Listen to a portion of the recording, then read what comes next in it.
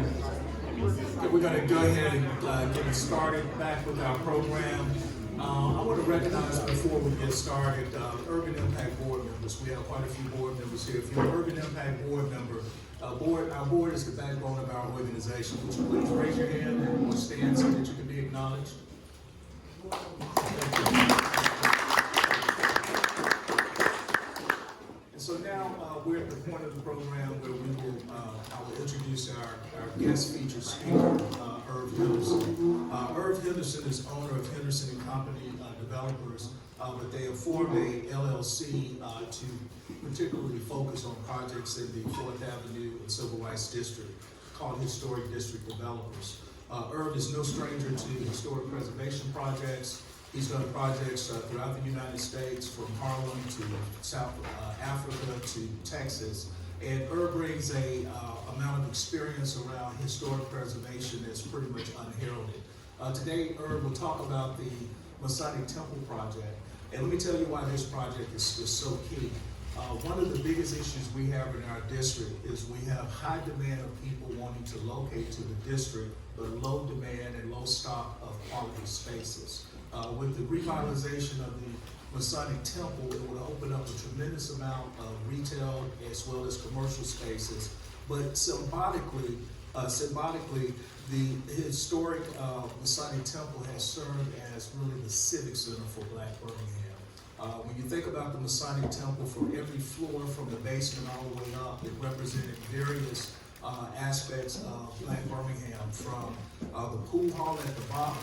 Even though it was a pool hall at one point, after King had so many people arrested during the protests, he went to the pool hall to get people to put down the pool sticks in protest. To businesses from every social strata, dentist offices, doctor offices, to the entertainment aspect of it. So we really consider the Masonic Temple the crown jewel of the historic 4th Avenue and Civil Rights District. So without further ado, I'd like to introduce Mr. Irv Henderson.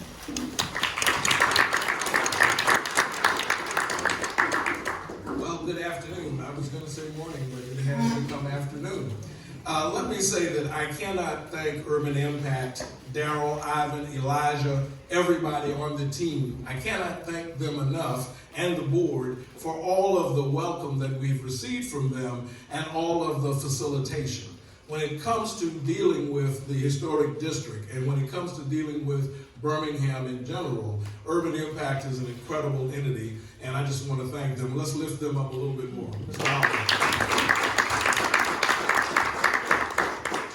And the other thing that I want to say is I see a number of folks from the city of Birmingham. I see folks from the Birmingham Civil Rights Institute.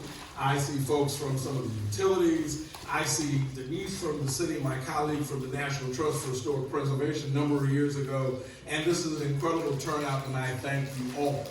We are as excited as we possibly could be about what is happening in Birmingham. Several of you were here, were earlier at the Boys and Girls Club, where they were doing the presentation and the ribbon cutting for their new facility. And I can just tell you, there's not a better facility in the country. And that is the mark of excellence that we want to bring. Birmingham is not a Class B city. Birmingham is a Class A city waiting to happen. And that's what we want to try to see if we can make it happen here. Obviously, the crown jewel, as Daryl mentioned, is the Masonic Temple. But there are other structures within the historic district that are just as important. But all of Birmingham is important. If you look to the south, Birmingham and Nashville are the hot cities. Nashville is already overheated and overcooked. Done. Already too much. Okay? Already not a good place. Already where gentrification has occurred, and already not a place where the been theres get to compete with the come theres. You know, in South Carolina, that's kind of the way we refer to it. The been theres are all y'all. The come theres are all me. You know? And what we want to try to do is we want to try to do development in such a way that it benefits all of you and that it supports the history, the integrity, and the greatness that is Birmingham. And when I say that Birmingham needs to be a Class A city, it is simply because of the potential that we see here. I don't know anywhere in the country that as many different things in as many different genres from as many different perspectives are turning positive at the same time. Now, that started happening before we came here. We'd like to be a part of trying to help make it happen. We're not at all interested in doing a half-butt job. Notice I didn't use that other word, respectful to ministers. Okay? Don't want to do that. We want to do a stellar job. And we're going to try to do that, but only with your help. There's nothing any developer can do, any community builder, which is what we consider ourselves.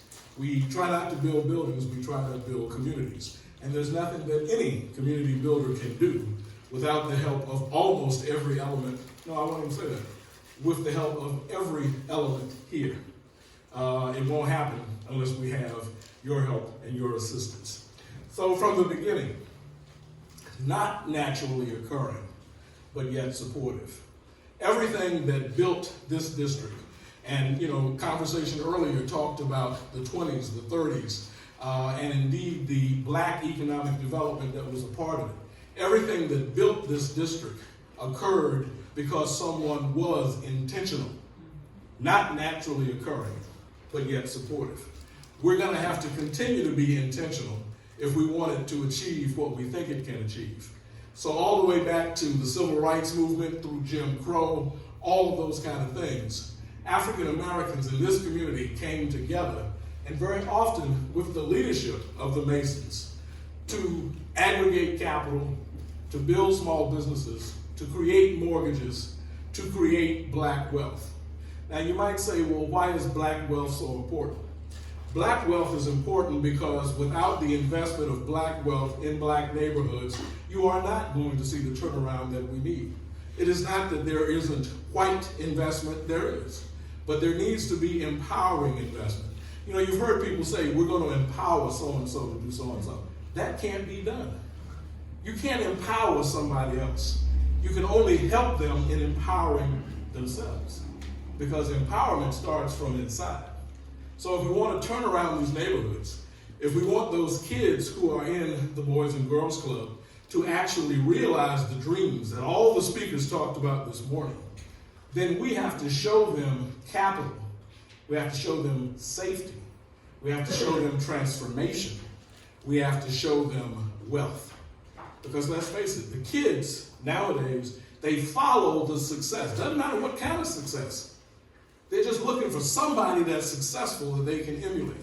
If we give them even more of the kinds of role models and mores that we know build great communities, then we're going to be able to depend on them when we're in our rocking chairs. I look forward to being able to sit in a rocking chair and watch new young Birmingham take the reins and the control from a lot of us. Now, some of you are young enough so you'll still be doing that. But some of the rest of us hope to retire and not be in the midst of everything. So, if you consider the civil rights movement to be the most important social innovation, literally, since the Declaration of Independence, then you realize that the civil rights movement is where it all of a sudden became an American dream for everyone. We're still fighting that movement. We're still doing that civil rights advocacy today. Current politics will tell you that we are still fighting to make sure that every aspect of America is represented in its wealth, in its success, in its history, and in its preservation. Birmingham has a unique position because it is the cradle of that civil rights movement. But its most unique position is the cradle of the economic development that stands on the shoulders of that civil rights movement. When we look at the success that we'd like to see, it's success to demise.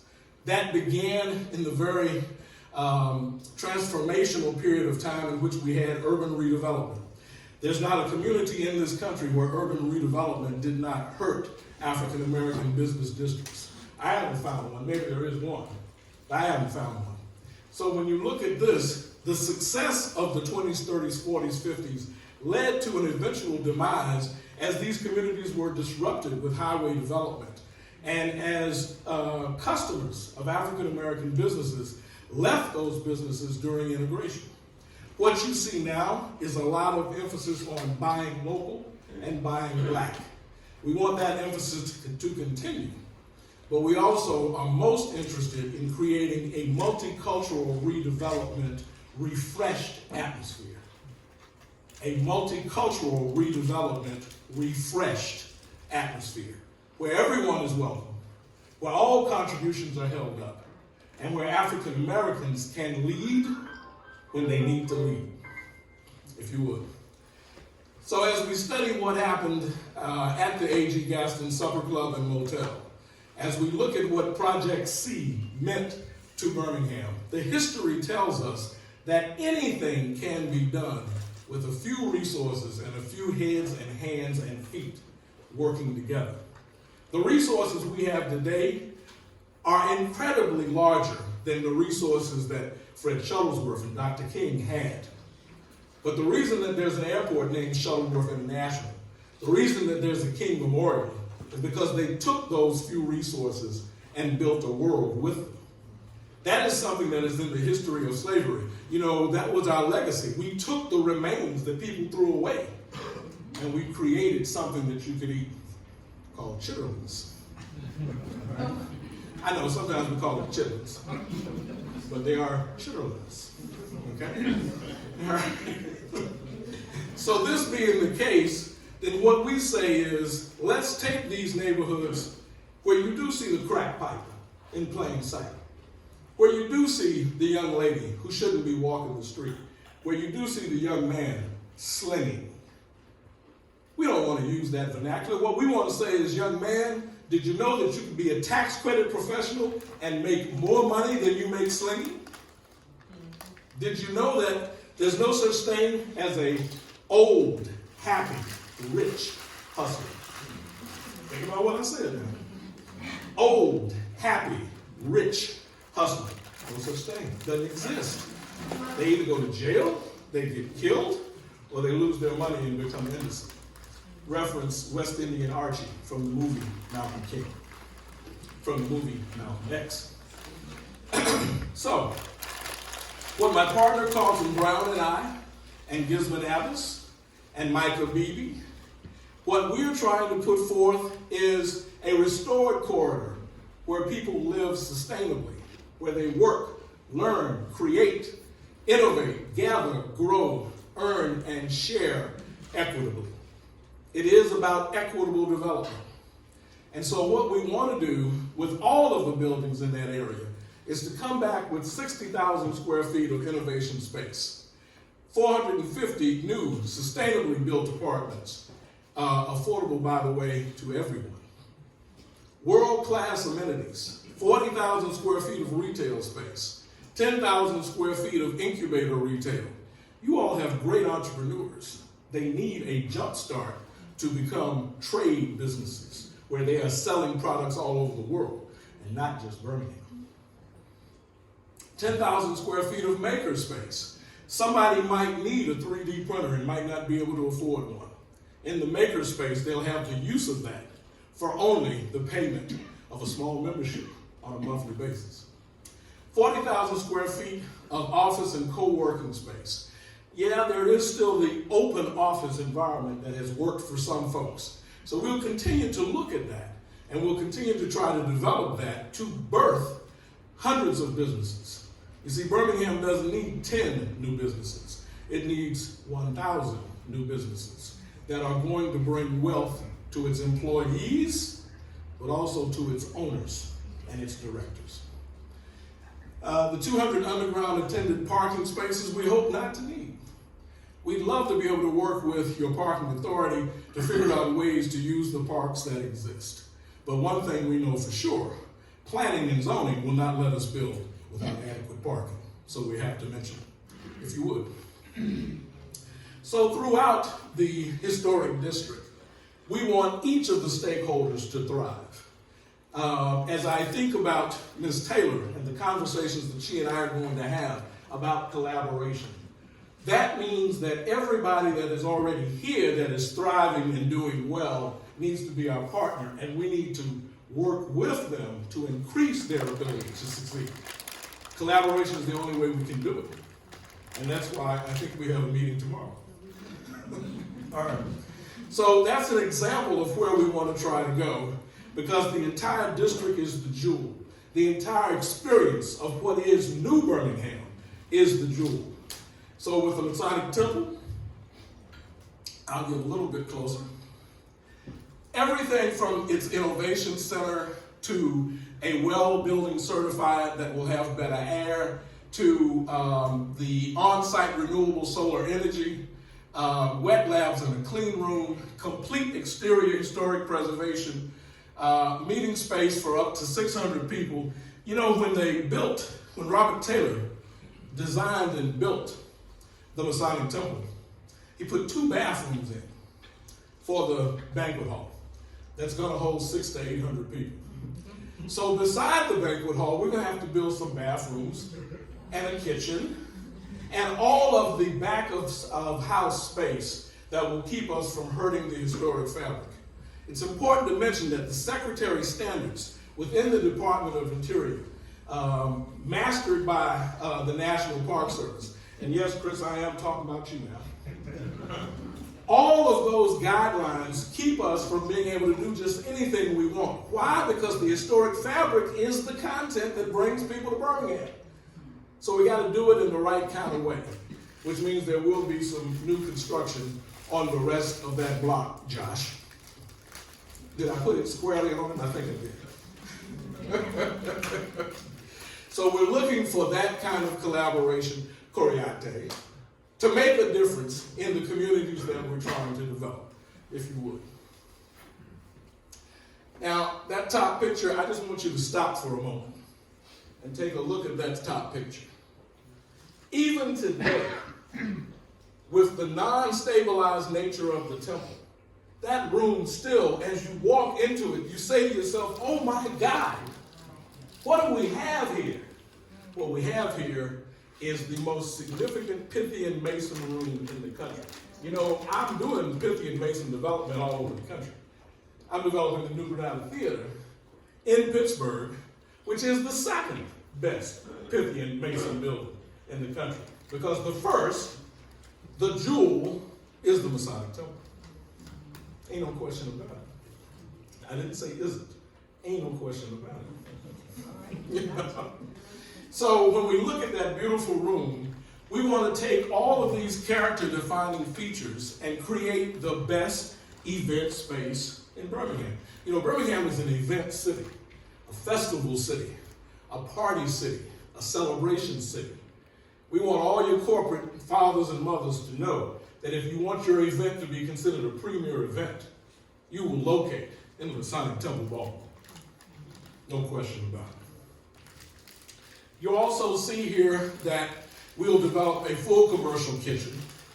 The area will be retractable and movable so that we can have corporate events, concerts, all kinds of things. A state-of-the-art audio-visual system. Now, you all have some rooms here that have great audio-visual. We will try to improve upon that and once again get it to fit in size-wise because we don't want to hurt other venues. We want folks to be able to come here to a multiplicity of venues for a multiplicity of acts. We'll have theatrical lighting. We'll have a wireless broadband system. And by the way, we're advocating broadband and Wi-Fi for the entire district so that as people walk through the district, they get a little message on their phone. Green Acres is giving you half price off chicken today, especially if you bring a BCRI ticket. That's the way you make 21st century marketing work. And then if you happen to come to the jazz club later on that night that just might be in the A.G. Gaston office building, well, you get half price on that ticket too. That's 21st century marketing. If you take a look at the structure of the building, and that is a picture of the current hallways, we will be able to keep some of the U development for that structure. We'll be able to also develop some floors with a single hallway. So in other words, even with the Secretary's standards, we will be able to accommodate our tenants. Because the most important thing about any of this is tenancy to get the catalyst development started. The economic development comes from the tenants as they invest in the space. Okay, if you would. Now, to make the whole block work, we've got a little residential building that we would like to place down on that block from 16th to 17th. We hope to be able to work with an incredible architect to make this one of the most special buildings in the world. Wouldn't it be great to have Robert Taylor's Masonic Temple on one end of the block and a star architect that happens to be African American on the other end of the block, as it hearkens and welcomes international, national, and local visitors to what is the historic district. Yeah, we think that works. Okay, if you would. Now, it's not just about the Masonic Temple, because the whole district must be developed. The A.G. Gaston office building is one of the most perfect examples of mid-American modern architecture. It will be redeveloped for use by a number of institutions that you're very familiar with. They indeed will create a cohort, if you will, of entrepreneurial, foundational, and philanthropic works, if you would. All of this is going to be done, and the feasibility happens because of the tax credits we bring to the table. You got to have the historic tax credit. You got to have the new markets tax credit. You got to have renewable energy tax credits. And in some buildings, you got to have low-income housing tax credits. Combining all of these creates this kind of structure. And Randall Minor, our attorney, will have to be able to explain that to the bankers, to the lenders, and to me. No, I understand it a little bit. With that complicated financing structure, what we will bring back is this kind of beauty that the A.G. Gaston office building already has. Now, A.G. Gaston, we just celebrated him last week at the A.G. Gaston Small Business Workshop and Conference. Let me just say that the man had style. The man had grace. But you remember what he said, right? You always got to have a need that you fulfilled. It must be feasible, and it must be practicable. And he also said, by the way, make sure you save something. All we got to do is listen to what A.G. Gaston said, and I think we can get all of this done. Every little bit. Next slide, if you would. So the current building has good bones. No question about it. But there will be redevelopment and increased amenities, because we'll have the same world-class amenities for this structure that we have planned for the others. And in concert with its current owner, we have developed a group that will be its development team. And we look forward to seeing all of you at the opening of this facility as well. It will be on a timetable track that is only about 3 months behind the A.G. Gaston, the Masonic Temple, if you would. So the structure of the building as it was designed lends itself to a great deal of innovation, creation, and energy. And the large facility that is there will be improved to be even better for events, because we want to have everyone in the district and everyone in Birmingham utilize this space. You know, you can only have so many spaces being utilized by so many entities if you want to have feasibility, because otherwise something dies on the vine. We don't want anything to die on the vine, if you would. So we've studied exactly how to use the floor plates that we have on all of the buildings in such a way that it will be advantageous for those coming to our facilities. And I think you'll be, when you eventually see the renderings of what it's really going to look like, I think you'll be impressed. So the A.G. Gaston office building is another example of how we expect to transform the historic district into a 21st century modern day miracle. And I thank you for the opportunity to work in your wonderful community, for the opportunity to work with you as wonderful stakeholders, and for the opportunity to transform what is already the cradle of the civil rights movement. Thank you so much.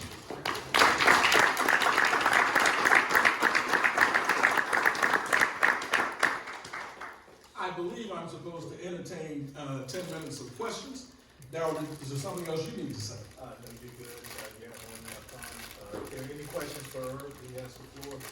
Please, go right ahead. Glad to answer your questions. Please.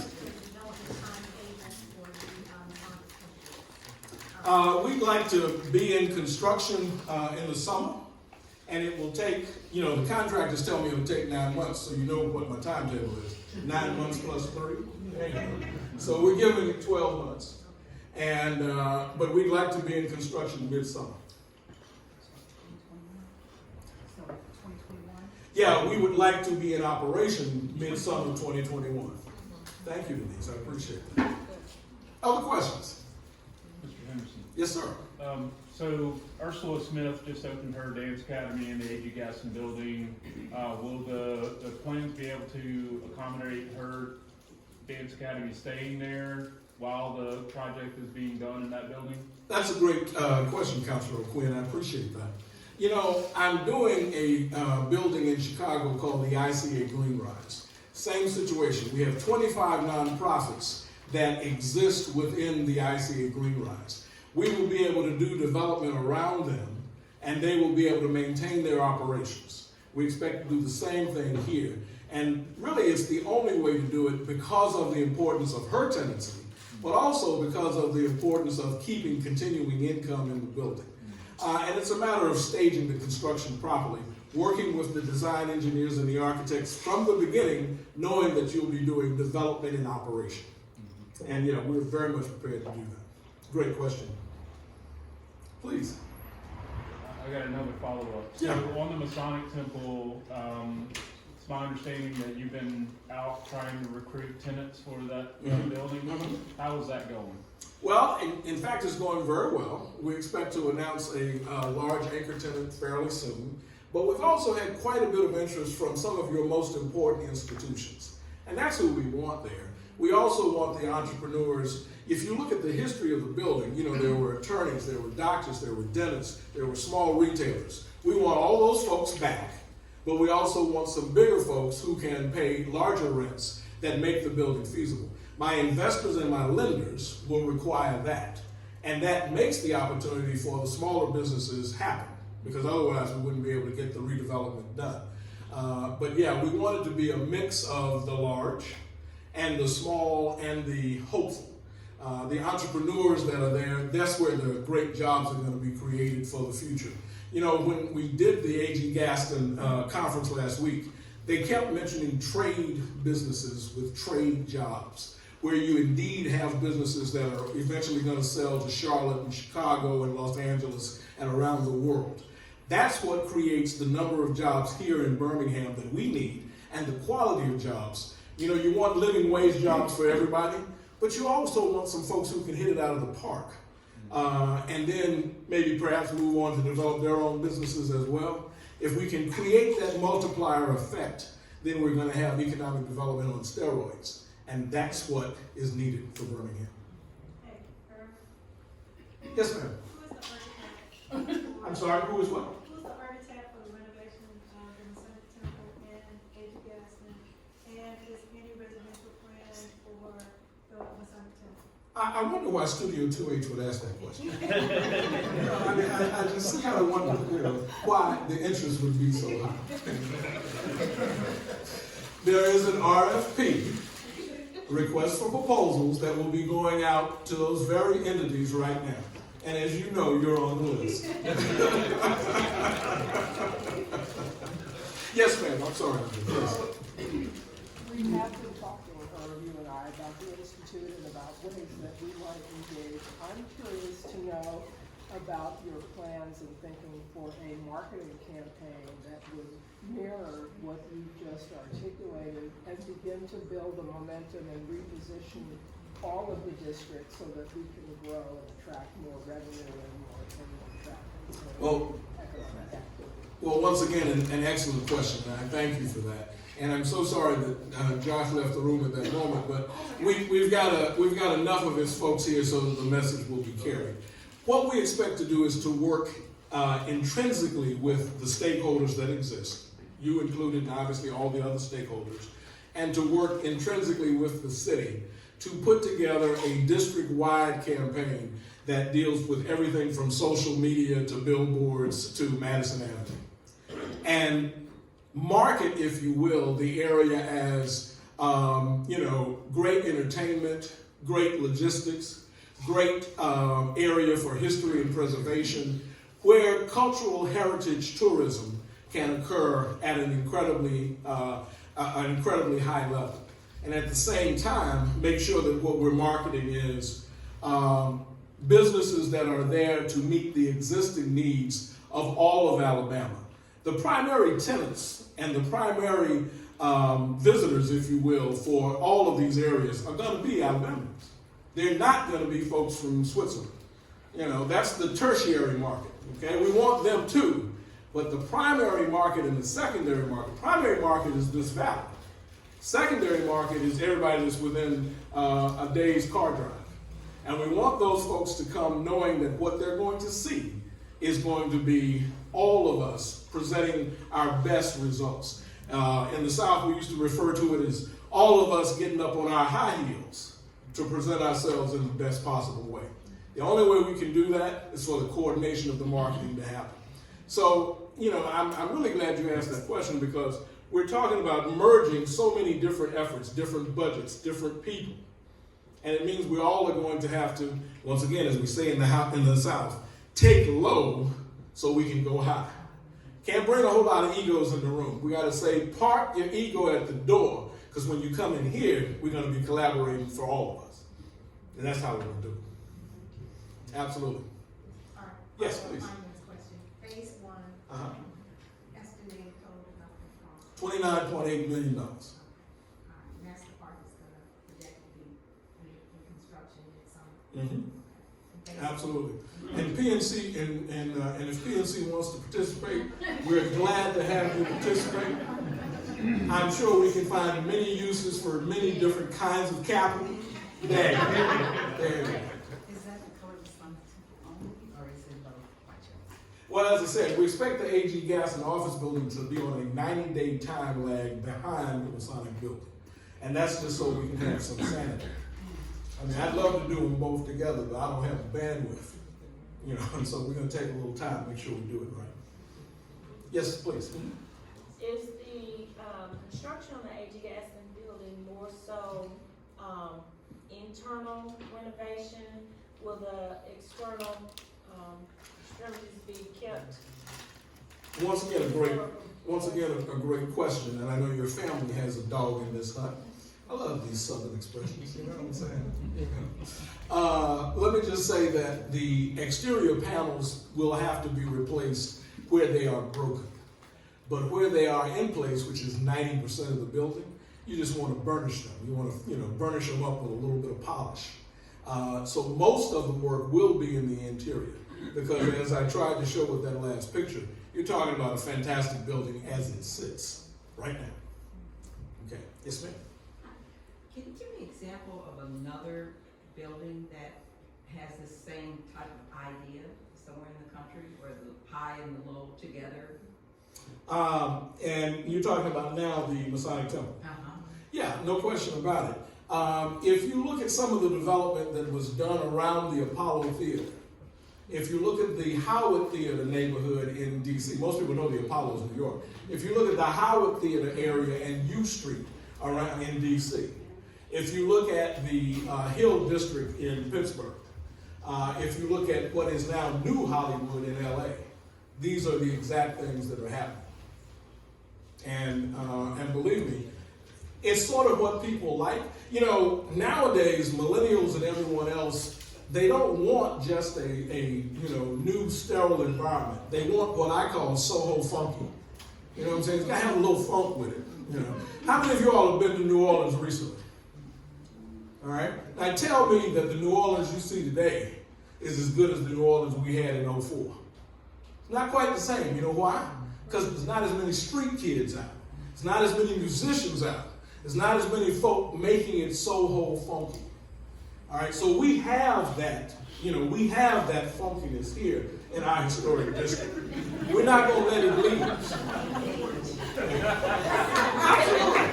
Absolutely. So we're not going to let it leave. Oh yeah, now I was a funketeer. Now don't think I was. Yeah. And me and George Clinton got a lot in common. So one question I have, Irv, you mentioned intentionality. You also mentioned equitable and inclusive development. Will we be intentional with minority and women businesses being a part of these projects? And if so, how will you go about doing that? Absolutely. That's the reason we're doing the RFPs, to get more information in from the very minority MWBEs that you're talking about. And there will also be several meetings in which we will present to that audience what their opportunities are. But we go a little further. We also will do some seminars in market in which we help people understand what they need to be able to compete. You don't need to have your stuff already all fixed up. If you need a little help in getting it put together, we can do that. And we know Urban Impact and Rev Birmingham will help us do that. So consequently, we're depending on our partners here as well. But beyond that, we've also enlisted the Hope Credit Union and several other, shall we say, alternative means of getting finance to be at the table with us. Some of you will need to bring other capital to your own businesses to be able to support the efforts that you will do to help us build these communities. So we don't leave you out there by yourself. We want to help you bring capital in. In fact, I've talked with Merrill Stewart about a meeting that I'm putting together here. As you know, Merrill is part of the Federal Reserve Board here. And I'm putting together a meeting here in which we're bringing the Federal Reserve, the Office of the Comptroller of the Currency, the Federal Deposit Insurance Corporation, and all of the banks, so that we can talk about how do you invest in a redevelopment area. You know, one of the most important things that has come out of the Community Reinvestment Act is that the regulators allow you to segregate a portfolio of lending and investment from your normal portfolio. Use different rules, use different underwriting, and you don't get dinged on your safety and soundness examination. In fact, you get kudos and credit on your compliance community reinvestment examination. We want to make sure that all the institutions here are familiar with that, know how to do it, and will invest in businesses in these neighborhoods. And there's no such thing as a building that's worth zero. There's only buildings that can be worth potentially more if they get investment. And we're going to ask the regulators and the banks to help us realize that, as well as the alternative finance situations. We know not everybody is commercially bankable, but everybody is investable one way or another. We got about 10 minutes. I did recognize one question over here. Okay, please. Do you intend to procure one design firm for both projects, or will there be individual design firms? Now, that's a very good question as well. Yeah, we expect to work with multiple entities. We expect to create more opportunity by working with multiple entities. Would you think that's the best way to go about it? Sure. I appreciate that. I appreciate that. All right, so a couple more questions. We've got just a few more minutes, as Darrell indicated. Well, as Ivan said earlier, I love an informed crowd. I thank you all again for everything that you've done to be a stakeholder and to be a community builder. It is only the work that you've done over the last few years that allow us to have an opportunity. If you had not been doing what you have been doing, we would have nothing. And we appreciate you all from the bottoms of our heart. Thank you.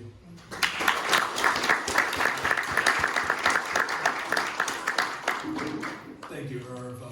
I hope everybody got some very grounded information about some of the projects that we have going on in the district.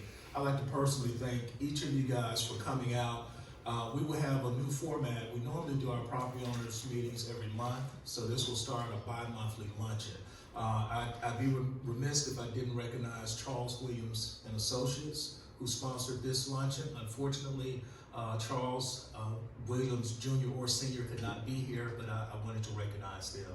So with that, got about 10 minutes left to mingle, and we thank you for coming out.